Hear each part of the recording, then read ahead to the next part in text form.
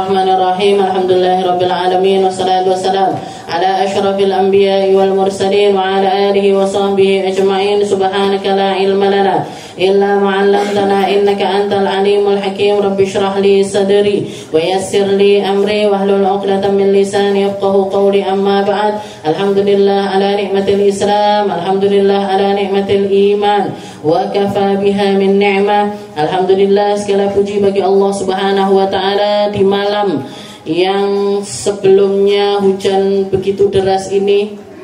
Kita dikumpulkan sama Allah taala, didudukkan sama Allah taala, dikasih kesempatan untuk membaca burdah, dikasih kesempatan untuk bersalawat kepada Nabi kita Nabi Muhammad sallallahu alaihi wasallam, bahkan diberi kesempatan untuk thalabul ilm, dikasih kesempatan untuk belajar. Maka sesuatu yang bisa membawa kita ke sini tidak lain dan tidak bukan adalah hidayah serta inayah dari Allah Subhanahu wa taala. Sesuatu yang ingin Allah taala sampaikan kepada diri kita yang insya Allah akan membawa kebaikan untuk alam akhirat kita.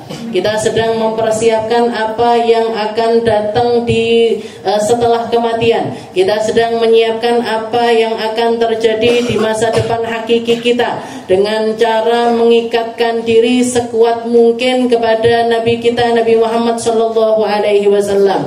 Seseorang yang tidak akan pernah disia-siakan sama Allah Ta'ala di dunia sampai di akhirat. Seseorang yang Allah Ta'ala ingin selalu membahagiakannya di dunia sampai di akhirat.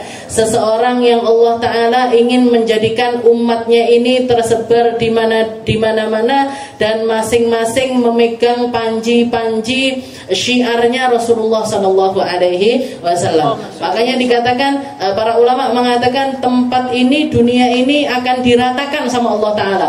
Orang ngertinya diratakan, orang baiknya diratakan, orang ahli ilmunya diratakan, orang yang punya sambungan-sambungan kuat sama Allah Ta'ala itu akan disebar sama Allah Ta'ala di berbagai macam tempat. Jangan misalkan gak tinggal di Tulungagung, tinggalnya di daerah Malang, bakalan ketemu orang-orang yang menjadi istilahnya yang berpegang teguh dengan Rasulullah Sallallahu Alaihi Wasallam. Jangan pindah lagi ke Kalimantan, di sana nanti juga akan ketemu orang-orang yang melakukan hal yang sama. Pergi ke kemanapun kita berada di tempat-tempat itu Allah Ta'ala akan meletakkan, Allah Ta'ala akan meletakkan orang-orang yang akan terus-menerus membahagiakan Nabi Muhammad Sallallahu Alaihi Wasallam dengan ilmunya Nabi, dengan akhlaknya Nabi, dengan kesalehannya Nabi, dengan pola pikirnya Nabi, dengan Al-Qur'annya Nabi. Itu semuanya akan disebarkan sama Allah Ta'ala dimanapun tempat di seluruh dunia ini. Maka jangan pernah takut. Ustazah, saya diajak pindah sama anak saya. Misalkan, ada beberapa yang curhat sama saya. Ustazah, saya disuruh pindah sama anak saya ke Jakarta. Nanti saya ngajinya sama siapa? Tenang Bu. Di sana jenengan akan ditemukan sama orang-orang yang serasa dengan jenengan. Jadi cari. Orang kalau para ulama mengatakan arwahun nas, ruhnya manusia ini junudun mujannadah, adalah satu circle. Apa yang jadi kesenangan kita, apa yang jadi ketertarikan hati kita, apa yang menjadi sesuatu yang kita suka, itu orang akan saling tarik menarik. Jadi wong iki duwe rasa sama Nabi Muhammad sallallahu alaihi wasallam, ditarik ke tempat di mana dia bisa meluapkan rasanya tersebut. Iki senengane dangdutan, ditarik ketut karo wong-wong sing senengane dangdutan. Konser band ini atau artis ini. Karena orang punya ketertarikan, rela dia datang dari Papua moro Jakarta. Padahal artisnya datangnya di Jakarta. Itu dari seluruh pelosok negeri, bahkan sampai luar negeri datang ke tempat konser tersebut. Dan begitu juga yang dilakukan sama beberapa kakak-kakak senior atau ustadzah-ustadzah saya, semacam Ustadzah Halimah Lidrus, itu ustadzah-ustadzah besar yang ada di Jakarta itu kalau bikin acara-acara di tempat-tempat besar. Bahkan kemarin Ustadzah Halimah bikin acara di Bekasi. Yang dipakai bukan masjid lagi, bukan gedung lagi. Jangan tahu, stadion sepak bola. penuh itu tempat duduknya, yang biasanya dipakai orang nonton bola, itu dipakai untuk sholawatan, mahalul qiyam, ngaji, pengajian, thalabul ilm. Karena tempat-tempat lain sudah nggak nampung ini. Kenapa? Karena hatinya serasa, hatinya nyambungnya ke situ. Maka ketika ada bola di situ, mungkin ibu-ibu itu nggak pernah nginjakkan kaki di tempat itu, nggak pernah istilah apa. Jadi nawa itu datang untuk beli tiket nonton bola itu nggak mungkin. Wong mak-mak. Sama kayak saya kemarin bikin acara di bioskop, bikin ziarah virtual. Banyak ibu-ibu yang beli, ditiketi mau minta 3 sesi, katanya Ustazah nggak bisa, 2 sesi doang. Akhirnya terpaksa banyak yang nggak bisa masuk, nggak bisa lihat. Itu kenapa? Katanya nini itu, lek ora enek, lek Ipah Minah ra nggawe acara kok ngene awake dhewe yo ndak ning bioskop lho. Ini kampung dalam itu. Jadi kalau nggak ada Ipah Minah nggak nggawe acara kayak gini, nggak masuk ke bioskop. Kenapa? Hatinya nggak tertarik. Tapi ketika ada sesuatu yang menarik mereka di tempat tersebut, datang. Jadi jangan khawatir, dimanapun kita berada kita akan bisa menemukan kebaikan. Lewat siapapun, lewat orang manapun, lewat kelompok manapun, selama hati kita ini kita ikatkan. Ngiketinnya dengan apa? Dengan cara-cara semacam ini.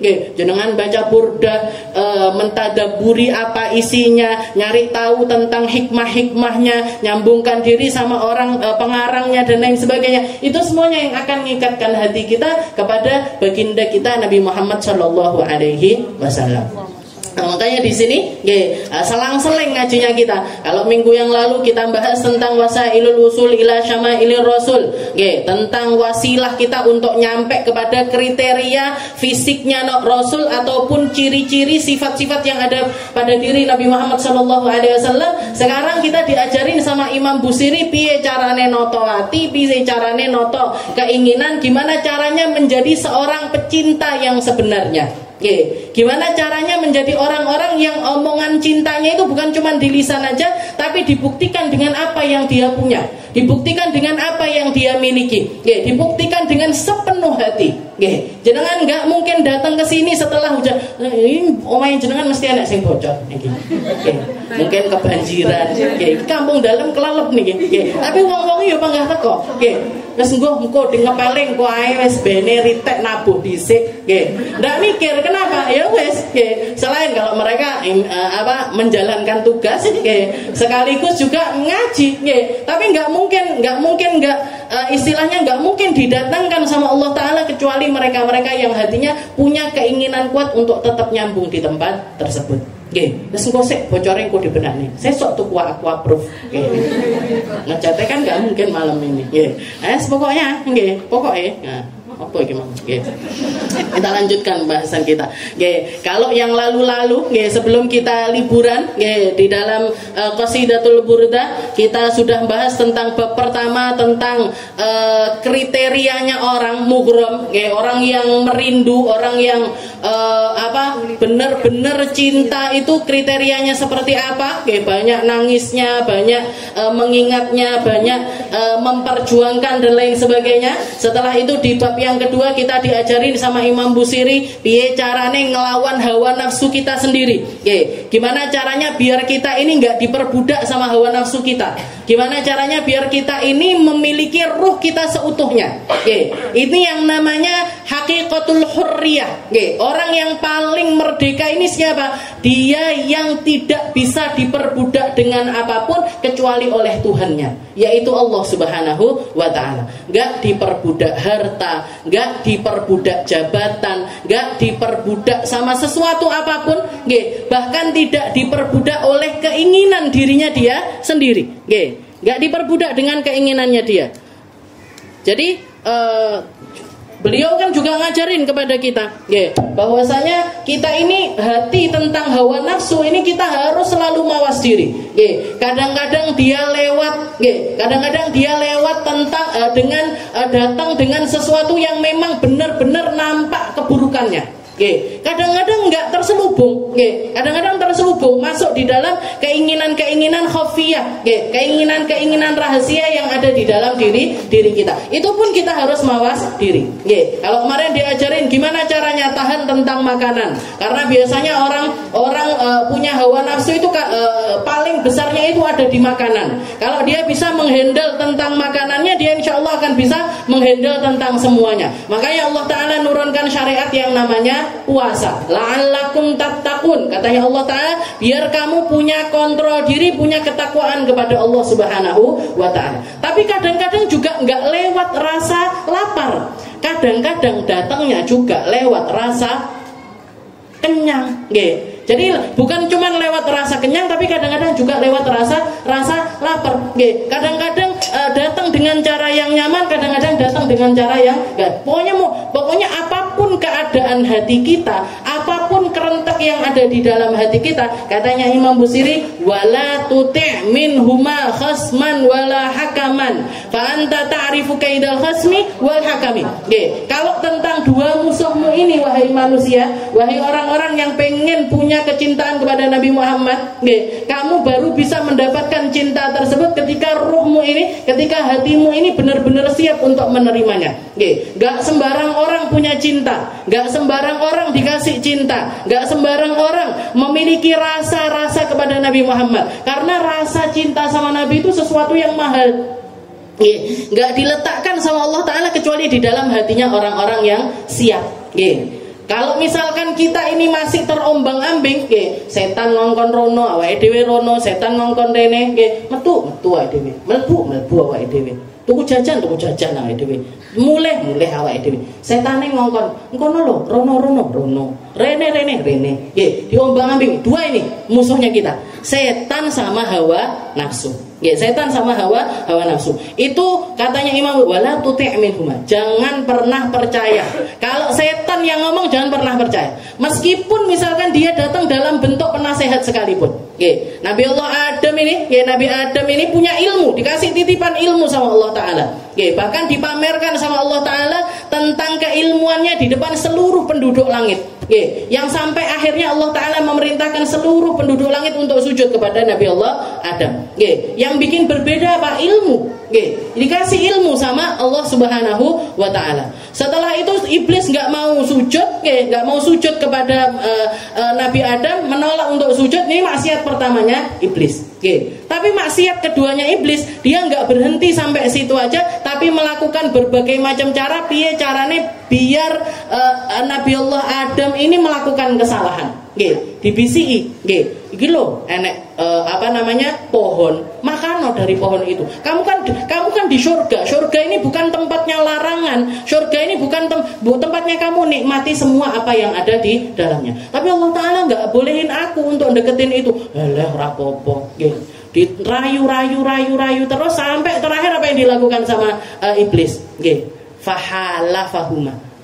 Dia bersumpah atas nama Allah Ta'ala bahwasanya dia ini sedang menasehati kebaikan kepada Nabi Allah Adam.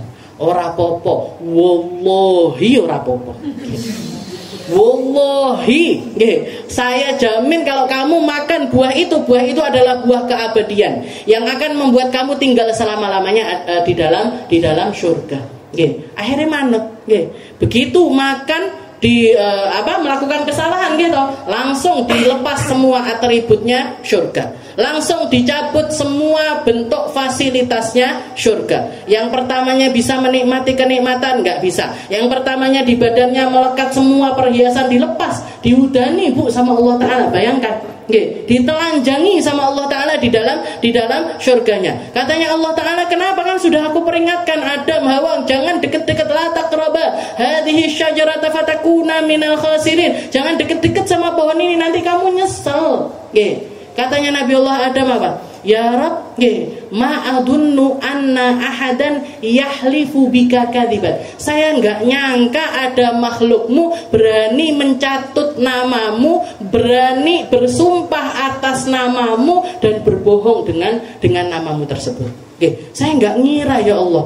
Jadi alasannya Nabi Adam ini percaya sama setan karena logika, karena keilmuannya Nabi Adam waktu itu mengira semua makhluk itu pasti tunduk sama Allah, pasti takut sama Allah Ta'ala, gak mungkin berani make namanya Allah Ta'ala di dalam keburukan. Tiba wani. Orang kalau sudah hasud dihalalkan semuanya. Orang kalau sudah hasud semuanya jadi terjang. Orang kalau sudah yang ada di dalam dirinya ini hasud. Apa hasud itu? Hasud itu pengen nikmatnya orang lain itu hilang dari diri orang tersebut, meskipun nggak kembali ke dirinya. Meskipun nggak kembali ke dalam diri orang tersebut, pokoknya hilang. Pokoknya gimana caranya Adam ini dihukum sama Allah. Pokoknya gimana caranya Adam ini dikeluarkan dari surga. Nggak apa-apa aku ikut masuk neraka, nggak apa-apa. Nggak apa-apa aku diadab sama Allah Ta'ala, nggak apa-apa. Nggak apa-apa nanti harus dipikir-kiri kok. Masa depan saya ini, nasib saya gimana nih, dipikir-kiri. Ini kalau orang sudah yang maksiat, kalau datangnya dari rasa sombong, dari hasud, sombong, kebencian, akhirnya melakukan sebuah kehasutan, dihasut kan, Nabi Adam ini kan dihasut untuk melakukan maksiat tersebut, maka dia nggak ada yang bisa mengontrol rasa tersebut. Jadi makanya ojo sampai diopeni. Kita punya benci sama orang, kita punya rasa nggak seneng sama seseorang di dalam hal apapun. Meri karo bondone, meri karo ilmune, meri karo nasape, meri karo apa mana? Pokoknya meri itu tadi, iri itu tadi, ilangin semuanya. Ilangin semuanya. Karena kalau misalkan ini diterus-terusin, rasa ini diterus-teruskan, nanti ujung-ujungnya akan jadi hasud. Dan kalau kita sudah menjadi seorang penghasud, itu enggak ada kontrol yang bisa mengontrol diri kita untuk kembali ke jalannya Allah Subhanahu wa Ta'ala. Melencengnya aduh banget. Jalan lepasnya dia dari siratal mustaqim, lepasnya dia dari jalannya Allah Ta'ala ini jauh sekali. Kalau sudah rasa yang diopeni ini hasud, nyapa toh sing ngaji kok enggak usah dah aminah, mbok aku. Kalau saya sih fine aja, monggo nih. Nah, nyapa toh kok orang itu? Kenapa kok yang pinter anaknya itu? Kenapa? Kenapa? Ini kan berarti kita nyalahin siapa? Nyalahin Allah Ta'ala. Ya Allah, salah jenengan kok ngasih uang sama orang itu. Salah jenengan kok yang dikasih mobil orang itu. Salah jenengan kok sing dikei nasab sing dhuwur kok kuwi. Kok bukan saya? Kenapa saya enggak jadi anaknya dia? Kenapa saya enggak jadi cucunya dia? Kenapa kok saya enggak jadi anak kiai? Iki sing disalahne sapa niki? Gusti Allah.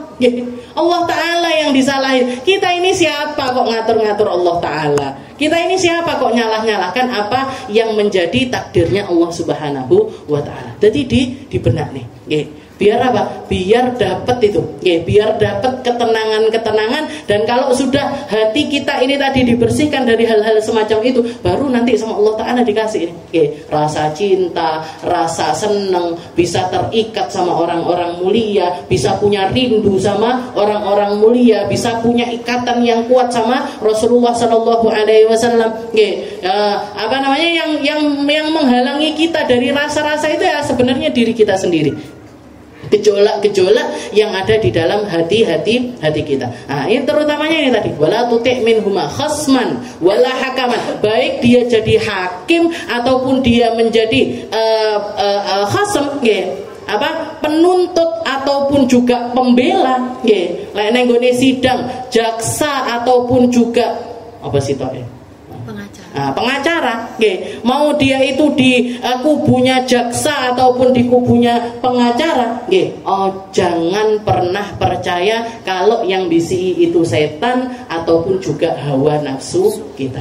Ataupun juga hawa nafsu. Fa anta ta'rifu kaidal khasmi wal hakami. Karena kamu tahu sendiri, permainannya hawa nafsu dan juga setan itu selalu ujung-ujungnya itu keburukan. Selalu ujung-ujungnya itu ada di dalam keburukan. Setelah itu tinggal 3 bait yang terakhir dari pasal atau dari bab yang membahas tentang hawa nafsu dan buruknya hawa nafsu ini, beliau closingnya atau mengakhirinya dengan permohonan maaf kepada Allah Subhanahu wa taala.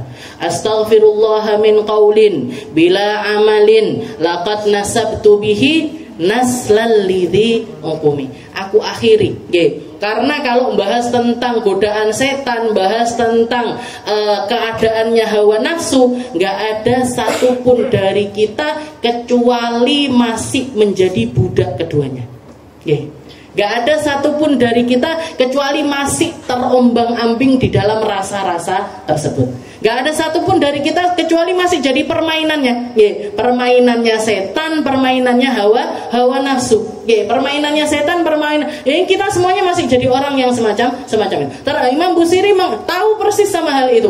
Mungkin tapi kalau dari Imam Busiri ini perkataan ini min babit tawadu, dari bab ketawaduannya beliau. Astaghfirullah min qaulin bila amalin. Ya Allah, saya mohon ampun kalau apa yang saya ucapkan ini masih jauh berbeda dari apa yang aku lakukan.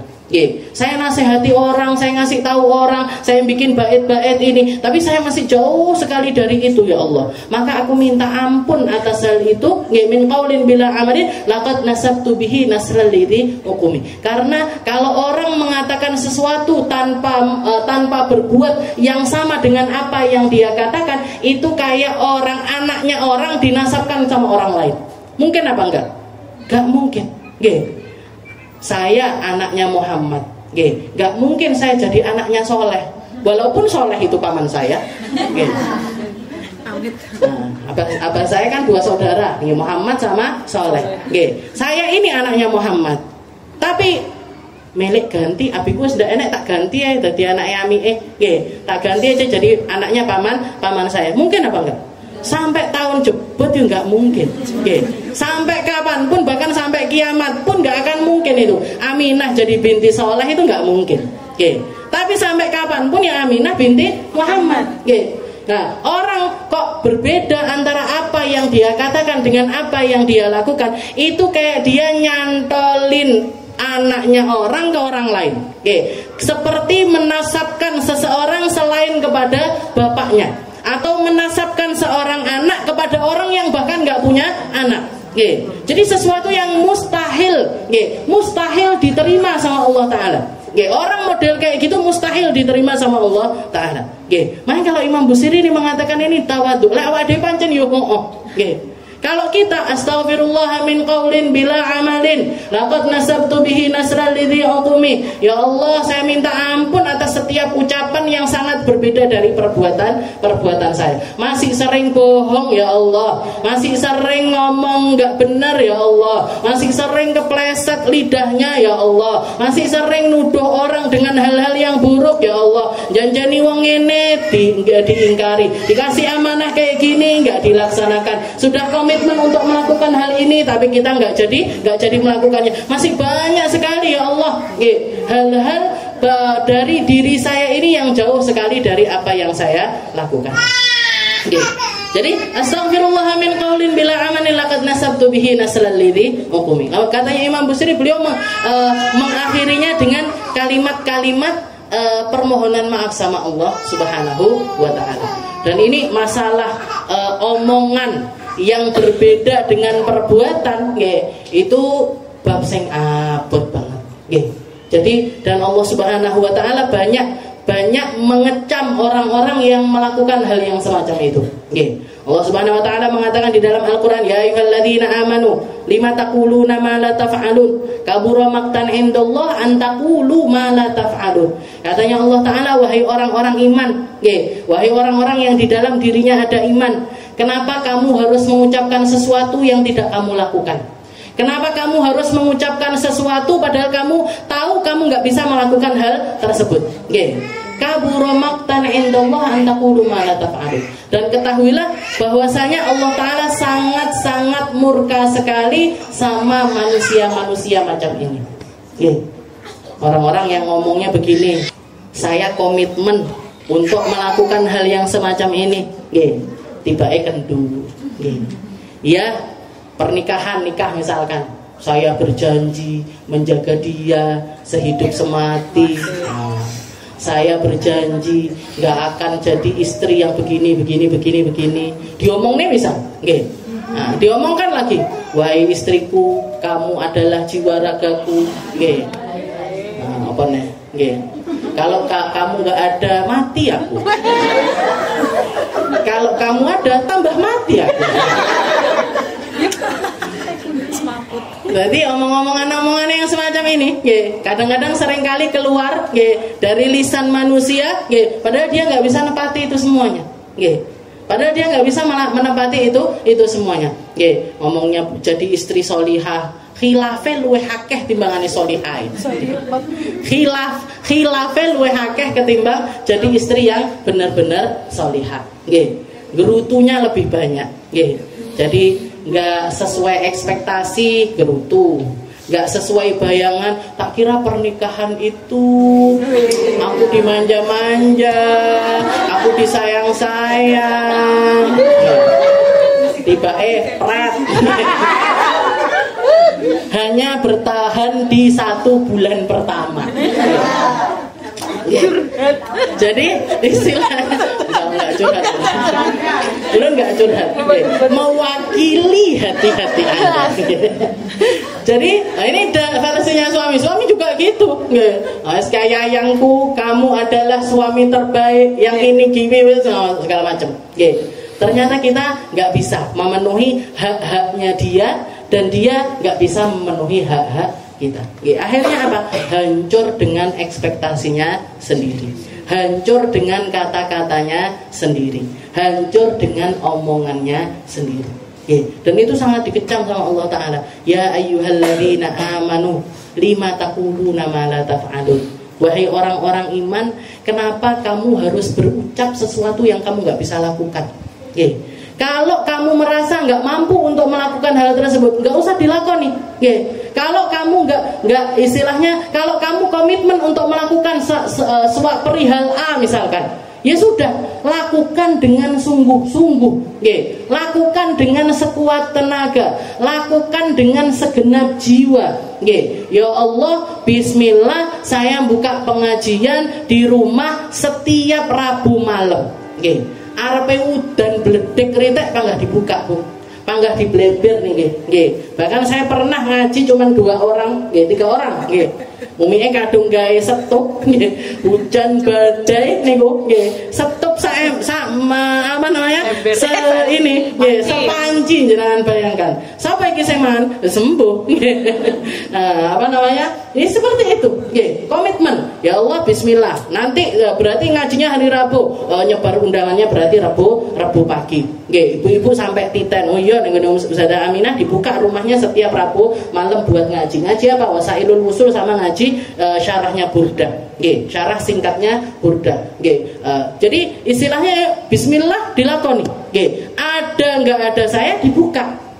Ada nggak ada saya majelis ini dibuka, yang dibaca apa? Burdah. Ya wes, bismillah diniati. Kenapa? Di sini.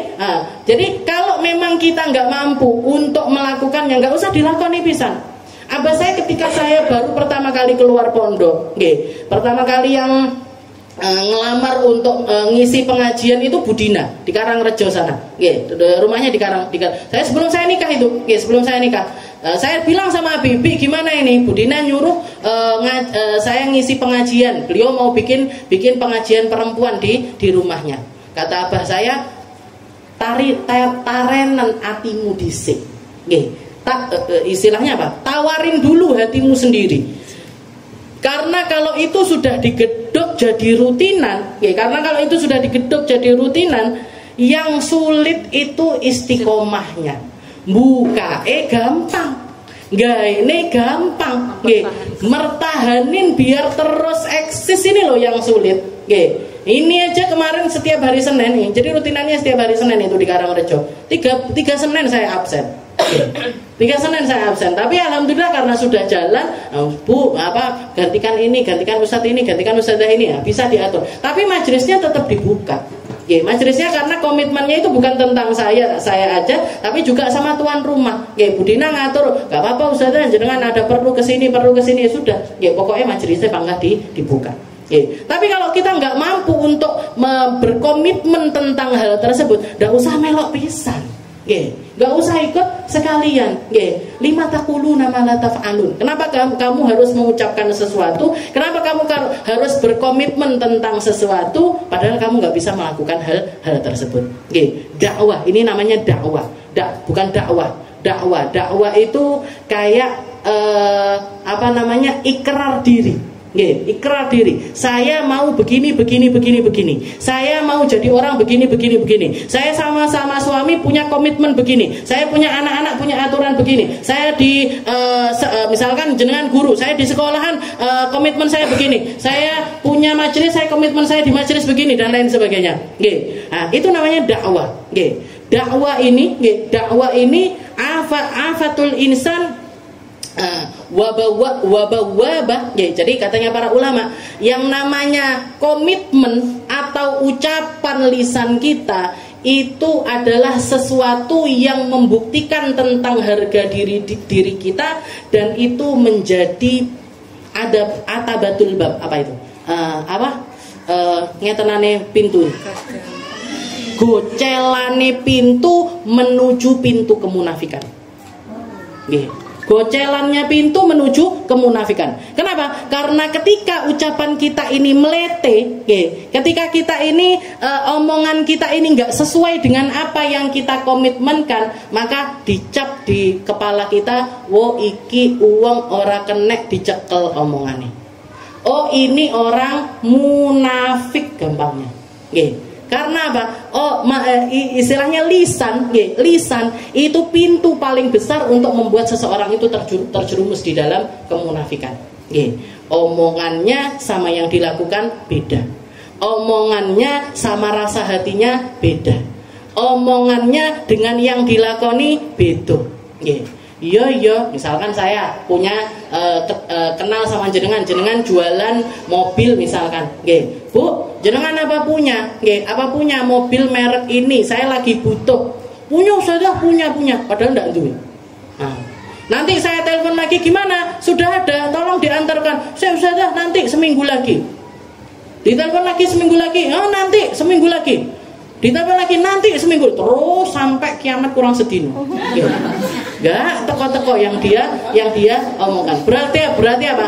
Munafik. Munafik. Ini abah saya beberapa kali ini dulu sound system ini, itu dari dulu pengen masang, dari dulu pengen masang. Dari abah saya masih ada, masih sugeng. Karena di sini sudah banyak rutinan, pengen masang. Ada salah satu orang majelis, orang sholawatan, orang sukanya pengajian seperti itu. Dia datang, saya punya beb, sound system yang merek ini, harganya segini ya. Nanti saya pasangkan beb, gampang anu. Ya wes, nanti pasangin dulu aja kabel-kabelnya. Datang dia bawa kabel banyak, dibolongi rumah saya. Wes dibolongi Bu nih, dibolongi. Berapa DP-nya? 2 juta. Ya sudah kasih sama abah saya 2 juta. Seminggu ndak teko, 2 minggu ndak teko, 3 minggu ndak teko. Setahun ndak teko. Setelah itu nggak pernah ikut rutinan dia. Nggak pernah nemoni abah saya, nggak pernah.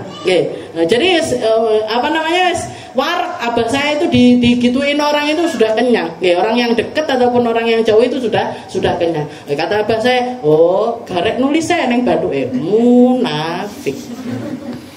Gampang. Jadi ciri-cirinya orang munafik itu seperti yang dikatakan sama Rasulullah SAW. Kalau idza wa'ada akhlafa. Kalau dia berjanji dia ingkar janji.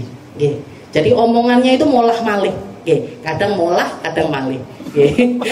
Kadang siang, kadang malam. Kadang begini, kadang begitu. Nah, ini berarti molah malih. Nah, orang itu jadi tanda pertama katanya Nabi, idza wa'ada akhlafa. Kalau dia janji, dia bohong. Sama kan ini, lima taquluna ma, katanya Allah, lima taquluna ma la taf'alun. Kenapa kamu ngomong sesuatu yang enggak kamu lakukan? Berarti apa? Berarti kan beda. Yang kamu ucapkan sama rasa hatimu itu beda. Di zaman Rasul orang-orang munafik itu, ikut sujud di depannya Nabi, ikut sujud di depan, istilahnya di soft salat bersama dengan Rasulullah Shallallahu Alaihi Wasallam, ditundukkan kepalanya, ditempelkan meletakkan jidatnya di atas tanah. Tapi kalau misalkan Rasulullah bikin keputusan begini, bikin keputusan begitu, bikin gebrakan begitu, dapat perintah seperti ini seperti itu sama dari Allah Subhanahu wa taala, ngenyangan senengane wong-wong iki. Orang-orang kafir, orang-orang munafik, kayaknya Islam, kayaknya Islam, tapi cuma di mulut aja, syahadatnya cuma di mulut saja, rasa hatinya nggak ada keimanan kepada Rasulullah Shallallahu Alaihi Wasallam. Datang sama Nabi kayak ya Rasul, maaf dolul jihad, ya Rasul, jihad ya istilahnya, ya Rasul maaf dolul amal, ya Rasul, paling baiknya amalan ini apa ya Rasul? Kasih tahu saya, biar saya bisa ngamalkan tentang amal tersebut. Turun ayat firman Allah Ta'ala yang memerintahkan mereka untuk perang. Dikongkon perang. Katanya dia, loh kok abot perang? Kalau aku mati piye? Aku nanti kalau begini piye? Mau keluar duit eman, mau istilahnya sampai ditegur sama Allah Ta'ala. Yakhshawnan nas ka khasyati gimana? Yakhshawnan nas beribun? Intinya gampangnya, mereka itu takut sama manusia, takut hadap-hadapan sama manusia, sebagaimana ketakutan mereka kepada Allah Ta'ala, bal asyaddu khasyah, bahkan lebih takut sama manusia ketimbang sama Allah Subhanahu wa Ta'ala. Jareke nantang-nantang, minta amalan terbaik apa ini ya Rasul? Tak semangat aku tak ngelakoni. Ternyata begitu disuruh sama Allah Ta'ala, oh jihad, ikut kamu daftar, kamu jadi pergi ke medan peperangan, pergi kamu untuk berjihad bersama dengan Rasulullah Shallallahu Alaihi Wasallam. Katanya dia, karepku lek perang yukus, pokoknya kudu menang, pokoknya aku gelem perang tapi ojo panas-panasan, aku gelem perang tapi ojo tatu, aku perang tapi ojo kepleset, aku perang kyopo, ditegur sama Allah Ta'ala, kamu ini orang macam apa? Mereka takut, ya ini kan berarti kalau kita ikut perang berarti memperpendek ajal kita, memperpendek umur kita. Wayahe mati katanya Allah Ta'ala. Istilahnya kullu nafsin dha'iqatul maut, semua orang itu punya ajalnya masing-masing. Kamu mau lari kemanapun kalau belum ajalmu ya kamu gak mati. Kalau memang waktumu, ndak usah neng medan perang, kamu juga bakalan mati. Duduk di rumahmu aja loh kamu bisa mati. Termenung di kamar mandi aja loh bisa kamu mati. Orang nyapo-nyapo ngelamun iso mati. Nggak perlu kamu pada istilahnya kematian itu nggak melulu di medan peperangan. Kalau belum ajalnya nggak akan datang kematian tersebut. Sayyidina Khalid bin Walid, Sayyidina Khalid bin Walid itu lebih dari 100 peperangan yang beliau hadapi. Kalau dibuka seluruh sekujur badannya, gak ada satu tempat pun kecuali di situ ada luka. Gak ada satu tempat pun kecuali di situ ada sabetan pedang, panah, tombak dan lain sebagainya. Meninggalnya di mana? Meninggalnya di ranjang. Meninggalnya sakit. Sampai beliau mengatakan, ya Allah, bukan kematian semacam ini yang aku harapkan ya Allah. Saya setiap kali datang ke medan perang, saya setiap kali memimpin peperangan, saya niatkan ya Allah, matikan saya di tempat ini biar saya dapat kesyahidan, biar saya mati dalam keadaan syahid. Nggak mati-mati. Perang sampai 100 kali lebih nggak mati-mati, malah matinya di atas kasur. Meninggalnya di rumahnya dalam keadaan sakit. Sedangkan berapa banyak sahabatnya Nabi baru masuk Islam melok perang langsung syahid, baru begini masuk ikut ke medan peperangan langsung mati syahid. Berapa banyak itu? Ada sahabat yang datang masih muda, namanya Harithah. Ketika ditanya sama Rasul, ya Harithah, kaifa asbahta ya Harithah, bagaimana kamu menjalani pagimu ini wahai Harithah? Katanya Harithah, asbahtu mu'minan billahi haqqan. Ya Rasul, pagi ini hati saya dipenuhi dengan keimanan yang luar biasa kepada Allah Subhanahu wa Ta'ala. Katanya Nabi Muhammad, ya Harithah, likulli qaulin burhan, setiap lisan, setiap ucapan itu butuh pembuktian, gak cuman diucapkan aja tapi butuh untuk dibuktikan. Fama haqiqatu imanik, maka apa hakikat keimananmu wahai Harithah? Katanya Harithah, ya Rasul, al-an sekarang ini saya kalau melihat ke atas langit saya melihat ka'anni ara, seakan-akan saya melihat ahlul jannah yatana'amun, orang-orang yang ada di dalam surga lagi menikmati kenikmatan yang ada di dalam surga. Ka'anni ara ila arsyillahi barizan, seakan-akan saya melihat langsung kepada arsy Allah Subhanahu wa taala, sehingga hati saya ini menggebu-gebu untuk mendapatkan surga tersebut, untuk mendapatkan kedekatan kepada Allah Subhanahu wa taala. Maka Rasulullah mengatakan, Harithah rajulun nawwarallahu qalbah. Dia ini Harithah ini anak muda, umurnya masih 17 tahun. Seorang anak muda yang hatinya mendapatkan cahaya dari Allah Subhanahu wa taala. Enggak disia-siakan kesempatannya sama Harithah. Harithah mengatakan, ya Rasul, ud'ullah ayyutiyani bisyahadah. Ya Rasul, doakan saya biar saya mati syahid. Doakan saya biar saya mati dalam keadaan syahid. Maka Rasulullah mengangkat tangannya mengatakan, ya Allah, Allahumma ti Harithah asy-syahadah. Ya Allah, berikan kematian syahid kepada si Harithah ini tadi. Ya Rasul, nggak ada satupun yang misalnya saya nggak punya keinginan apapun di dunia ini ya Rasul, kecuali saya pengen ada anak panah ataupun tombak yang melesat langsung ke jantung saya, membuat saya mati seketika di medan peperangan. Dikatakan ketika jenazahnya ditemukan, Harithah ini, ketika jenazahnya ditemukan, ini tempat yang ditunjuk sama dia, di tempat itulah ada anak panah yang nancep. Di situ anak panahnya. Ketika ibunya datang sambil nangis-nangis, ya Rasul, ainal Harithah? Di mana Harithahku ya Rasul? Katanya Rasul, anakmu sudah syahid. Anakmu sudah mati dalam keadaan syahid. Diulang lagi, ainal Harithah ya Rasul? Harithahku mana ya Rasul? Harithahku di mana ya Rasul? Katanya Rasul, huwa syahid. Dia sudah mati dalam keadaan syahid. Katanya ibunya, bukan itu yang saya tanyakan ya Rasul. Kalau kematiannya dia dalam keadaan syahid di medan peperangan, saya tahu. Aina huwal an, di mana dia sekarang? Posisinya dia setelah kematiannya dia ini, tempatnya dia di mana ya Rasul? Katanya Rasulullah, ya wahai ibu, ya ummu Harithah, wahai ibunda Harithah, sesungguhnya innal jinan katsira, surga itu lapis-lapis.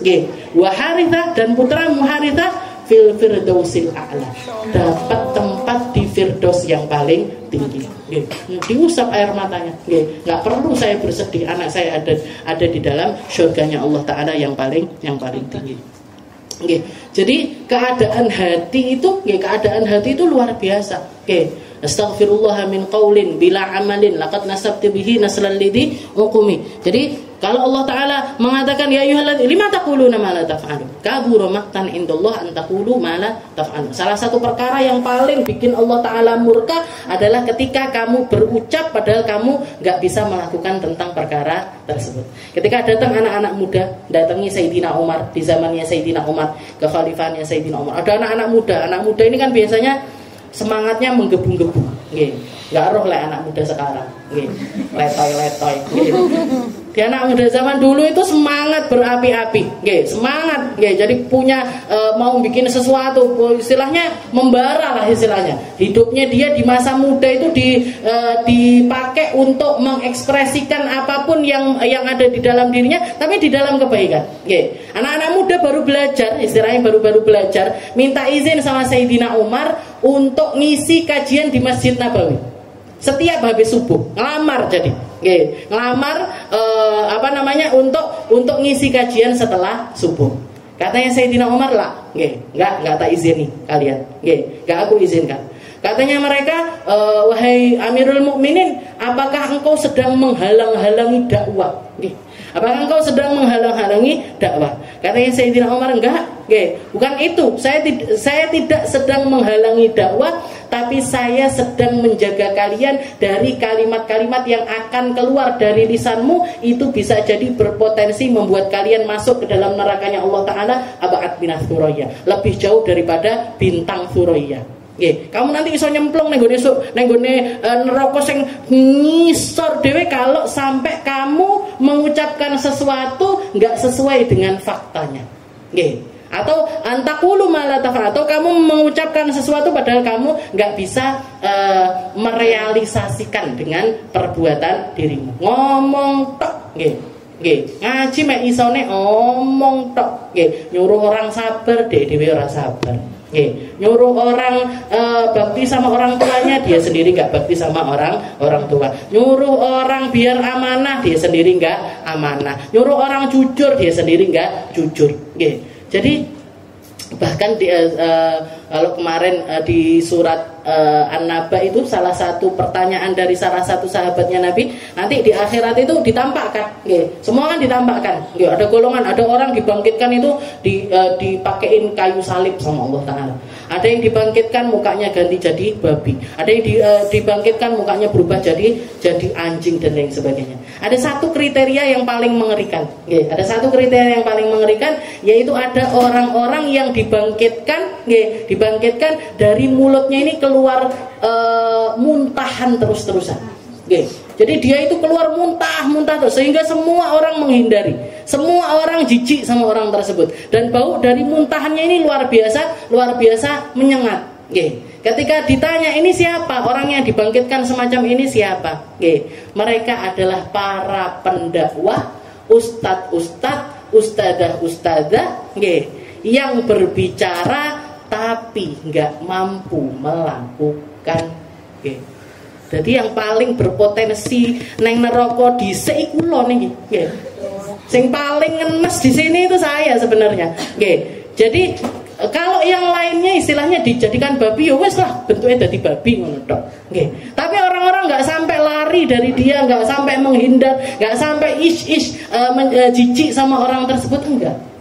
Tapi orang-orang model penceramah semacam ini itu makanya penjagaan hatinya ini harus ekstra, nggak boleh istilahnya nggak boleh sombong, nggak boleh kudu noto terus. Makanya saya nggak pernah mau ngaji nggak pakai, kalau nggak pakai kitab biasanya pakai catatan semacam ini, walaupun kadang-kadang sing metu yo ganti, tapi saya berusaha untuk bikin catatan, paling enggak ada remnya, nanti kalau kesana balik lagi, kesana balik lagi, dan saya nggak berani mengucapkan kecuali kalau enggak ini datang dari kitab, kalau enggak gitu ini datang dari guru-guru saya, bukan qola Aminah, bukan. Jadi makanya saya sebenarnya nggak setuju kalau ada orang bikin video Ustazah Aminah bicara, sopo Ustazah Aminah untuk bicara itu siapa?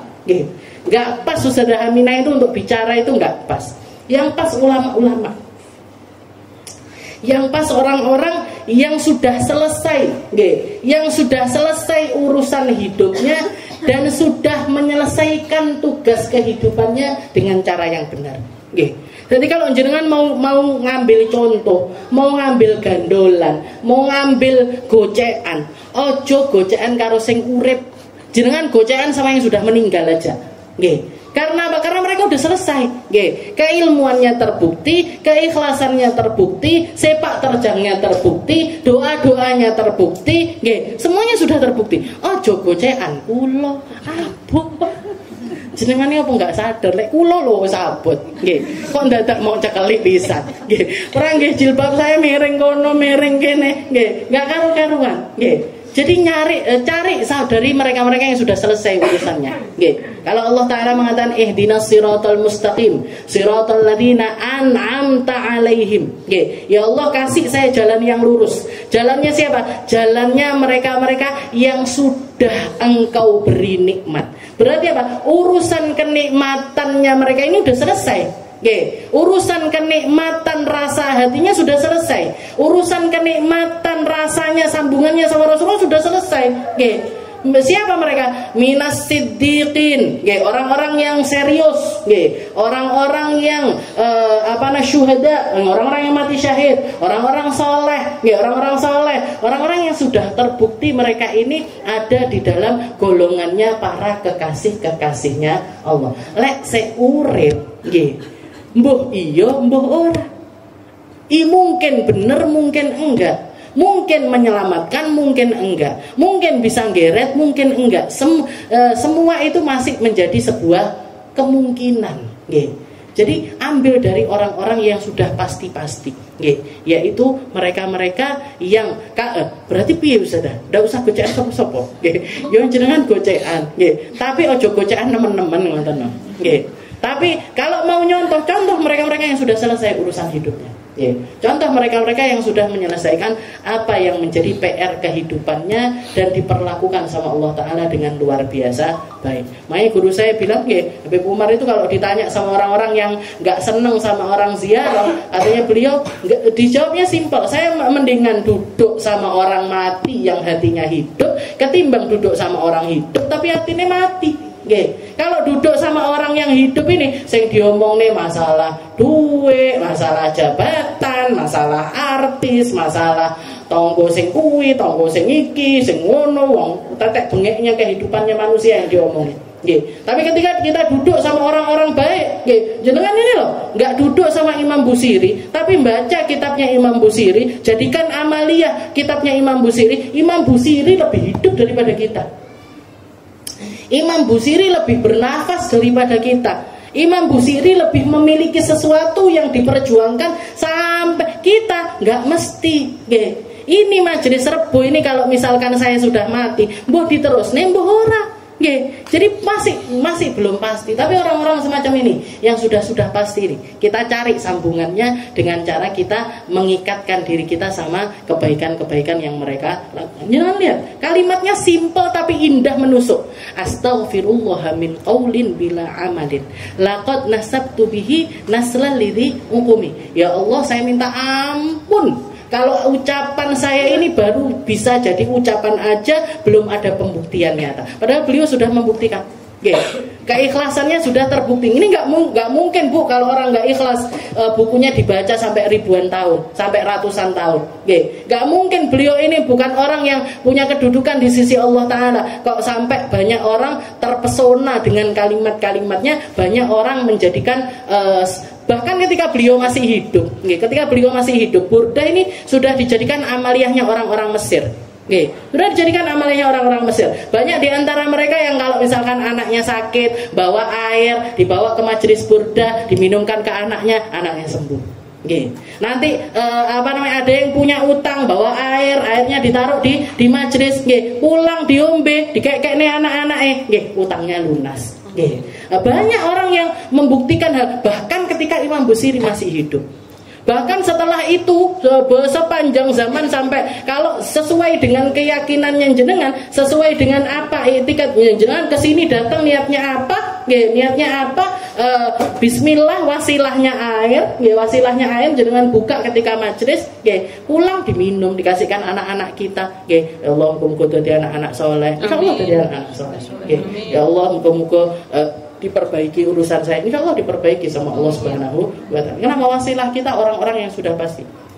Siratal ladzina an'amta 'alaihim, jalannya mereka-mereka yang Engkau berikan kenikmatan yang luar biasa. Astaghfirullah min qaulin bila amalin laqad nasabtu bihi nasran lidhi uqumi amartukal khaira lakin ma tamartu bihi wa mastaqamtu fama qauli lakastaqimi. Saya nyuruh orang-orang melakukan kebaikan, saya sendiri enggak melakukan kebaikan tersebut. Saya nyuruh orang-orang lurus, saya sendiri belum lurus ya Allah. Wala tasawwatu qabla al-mauti nafilah wa lam usalli siwa fardhu wa lam usum. Dan saya ini masih orang yang sholatnya aja masih sholat fardu tok, nggak nambahi sholat sunnah. Dan saya juga orang ini kode WADW kan, padahal beliau nggak mungkin kayak gini. Tapi ini beliau mewakili orang-orang akhir zaman yang sholatnya ya mek 5 waktu tok, ndak nambahin nafilah sama sekali. Walam usolli siwa fardhu walam asmi, posone mek poso wajib tok, salate mek salat wajib tok, sedekahe mek sedekah wajib tok. Ini mewakili kita banget. Padahal beliau jauh sekali dari hal yang semacam ini. Insyaallah nanti kita lanjutkan di pertemuan selanjutnya di dalam penutupan akhir dari bab yang kedua dari qasidah burdah yang mulia ini. Mungkin sama Allah Ta'ala digampangkan kita jadi orang baik, digampangkan kita jadi orang-orang yang berkeinginan baik, dijadikan kita orang-orang yang gampang menghindari perkara-perkara buruk dan dijauhkan dari setiap keburukan, mau itu keburukan dohir ataupun keburukan batin, dijauhkan dari diri kita sejauh-jauhnya. Dan mungkin sama Allah Ta'ala kita dijadikan orang-orang ahli iman yang tetap imannya sampai akhir kehidupan kita. Dijadikan kita orang-orang yang beramal, ditetapkan amal tersebut sampai akhir kehidupan kita. Dijadikan kita orang-orang yang memiliki hati-hati yang indah, ditetapkan hati indah tersebut sampai akhir hayat kita. Kita, orang tua kita, anak cucu kita, semua orang yang kita sayangi, mungkin dijadikan sama Allah Ta'ala para ahli iman, orang-orang ahli iman yang selalu diangkat derajatnya oleh Allah Subhanahu wa Ta'ala. Ala hadhihi niyyah wa ala kulli niyatin salihah wa ila hadratin Nabi Muhammad sallallahu alaihi wasallam bisirril Fatihah.